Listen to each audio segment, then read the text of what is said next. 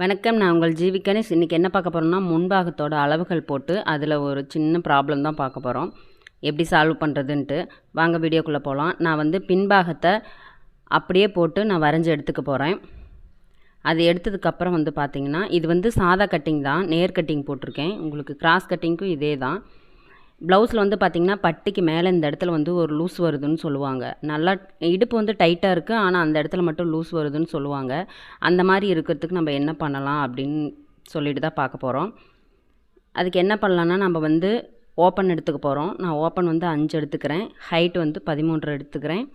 சைடில் பார்த்திங்கன்னா, எப்போவுமே அந்த ப்ளவுஸ்லேருந்து நம்ம ஒரு இன்ச்சு சேர்த்து வைப்போம்.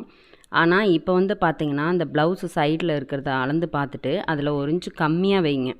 அது லூஸ் அந்த மாதிரி வருது அப்படின்னா அங்கே பாருங்கள், நான் மார்க் பண்ணியிருக்கேன். அது மாதிரி நீங்கள் கம்மியாக வச்சு அதுக்கப்புறம் நீங்கள் மார்க் பண்ணுங்கள். மார்க் பண்ணும்போது உங்களுக்கு அந்த லூஸ் கிடைக்காது. ப்ளவுஸ் ஃபிட்டிங்காக இருக்கும்.